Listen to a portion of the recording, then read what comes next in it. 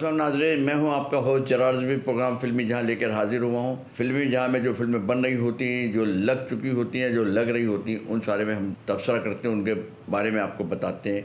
या शोबिज़ में, film industry में कोई शादी का फंक्शन आता है, सालगिरह का फंक्शन आता है, या किसी फिल्म के गानों की लॉन्चिंग, टीज़र या ट्रेलर की लॉन्चिंग होती है या प्रीमियर होता है, वो सब हम बताते हैं। आज हम पाकिस्तान के बहुत बड़े वर्सटाइल सिंगर थे अहमद द्विवेदी साहब, उनकी बरसी पे ही हम प्रोग्राम कर रहे हैं। क्योंकि मैंने शायद पिछले दिनों आपको किसी प्रोग्राम में बताया भी था कि मैं कोशिश है कि हर महीने में जो पाकिस्तान के लेजेंड हैं, जो दुनिया से चले गए, उनके बारे में एक आध प्रोग्राम किया करूँगा। और या जिनकी पैदाइश होती है, सालगिरह का दिन आता है, उनके बारे में प्रोग्राम किया करूँगा, जिससे हमारी नई जनरेशन को, नौजवान लड़के लड़कियों को पता चले कि पाकिस्तान फिल्म इंडस्ट्री में कैसे कैसे स्टार थे, अदाकार थे, हिदायतकार थे, प्रोड्यूसर थे, राइटर थे, मौसीकार थे, गुलूकार थे। ये सब के बारे में मैं प्रोग्राम कर रहा हूँ। तो आज पाकिस्तान के वर्सटाइल सिंगर, जैसे इंडिया में किशोर कुमार थे और पाकिस्तान में अहमद द्विवेदी थे, जैसे इंडिया में मोहम्मद रफ़ी थे और पाकिस्तान में मसूद राना थे।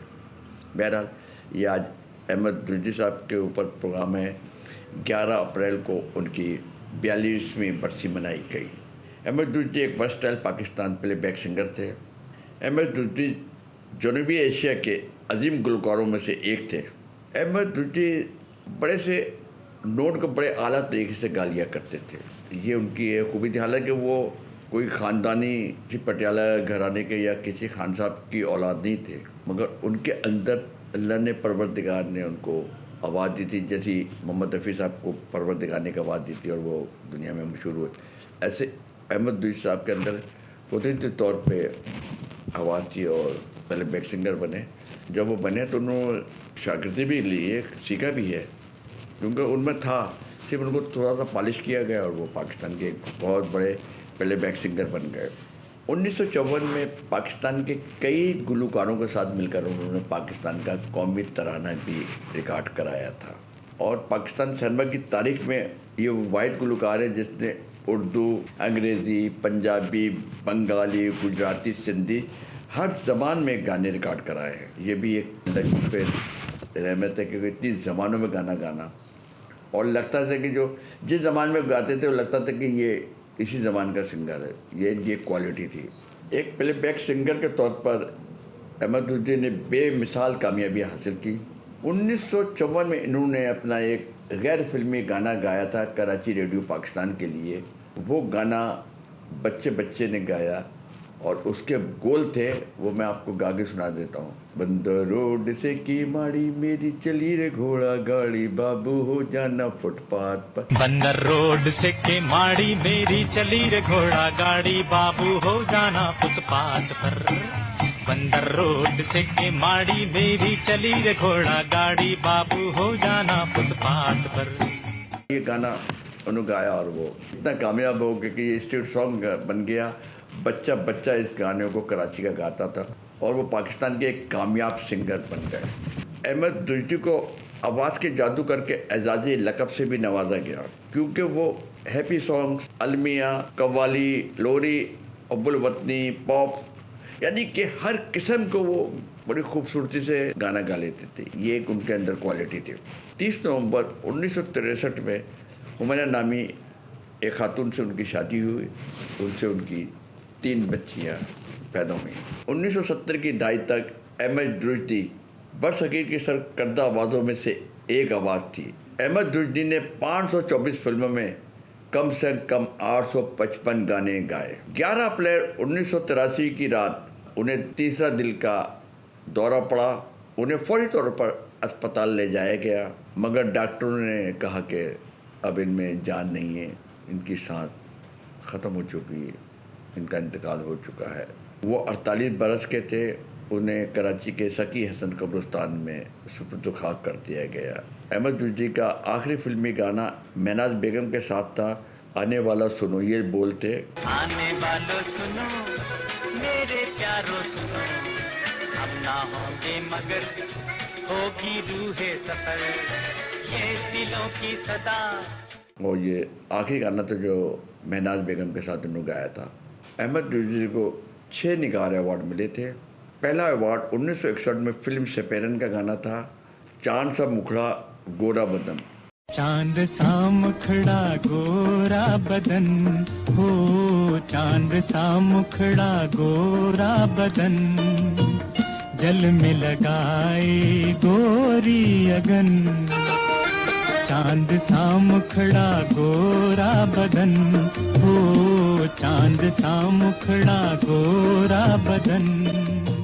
पर उनको अवार्ड मिला था। दूसरा अवार्ड 1962 में फिल्म मेहताब में अलाउद्दीन पे वो गाना पिक्चराइज हुआ था, गोल गप्पे वाला आया गोल गप्पे लाया। गोल गप्पे वाला आया गोल गप्पे लाया, गोल गप्पे वाला आया गोल गप्पे लाया, गली गली खाता फिरे हंसता हंसाता फिरे, आया रे देखो जी आया रे, बड़ा मजेदार मेरा गोरा गोरा माल है, जैसे गोरे गाल रे, गोल गप्पे वाला आया गोल गप्पे लाया।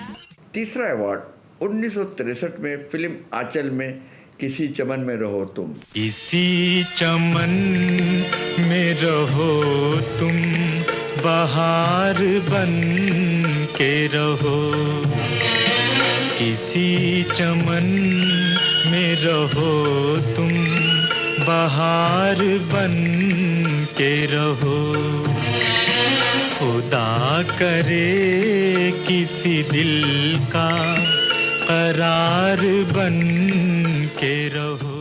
ये इस गाने पे ये उनको अवार्ड मिलना। 1966 में वहीद मुराद साहब की फिल्म अरमान में गाना था जो गाया था इन्होंने, अकेले न जाना, अकेले न जाना हमें छोड़कर तुम, तुम्हारे बिना हम भला क्या जिएंगे, अकेले न जाना। ये भी स्ट्रीट सॉन्ग था, ये भी बच्चे बच्चे ने गाना गाया। वहीद मुराद को अहमद रुद्दी की आवाज़ इतनी सूट करी कि फिर वहीद मुराद की हर फिल्म के गाने अहमद रुद्दी साहब ने ही गाए। 1970 में फिल्म नसीब अपना अपना ए अबरे करम आज इतना बरस।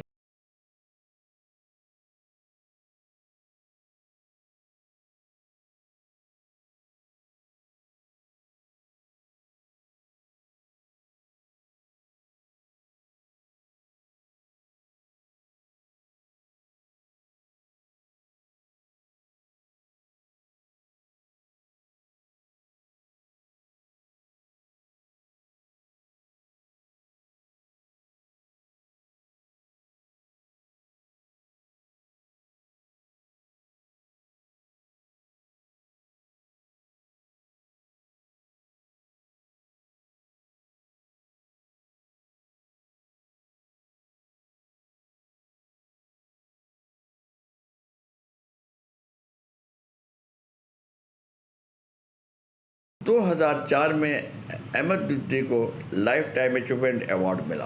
अहमद रुद्दी ने सबसे ज़्यादा गाने वहीद मुराद, नदीम और कमाल के लिए गाए। वैसे तो उन्होंने मोहम्मद अली साहब, गुलाम मोहिउद्दीन, शाहिद, इन सब के लिए गाए, मगर जो आवाज़ इनकी वहीद मुराद पे शूट करती थी, वैसे तो करती कमाल साहब पे भी थी, नदीम साहब, मगर वहीद मुराद साहब के लिए जो खूबसूरत लगता था तो अहमद रुद्दी नहीं, वहीद मुराद साहब खुद गा रहे हैं, इतना अच्छा वो गाना था। और असल में प्लेबैक सिंगर है ही वो, जो एक्टर की जो आर्टिस्ट हो, हीरो या हीरोइन, जो वो गाए तो लगे कि ये आर्टिस्ट ही गा रहा है, यही प्लेबैक सिंगर है, उसी को प्लेबैक सिंगर कहते हैं। बहरहाल अहमद रुद्दी एक वर्सटाइल सिंगर थे जो सदियों में पैदा होता है। अहमद रुद्दी जब तक ज़िंदा रहे, वो मौसीक़ारों की ज़रूरत रहे, जहाँ तक उनका गुलकारी का ताल्लुक़ है, अहमद रुद्दी को कभी ज़वाल का सामना नहीं करना पड़ा। अहमद रुद्दी की आवाज़ आज भी अमर है।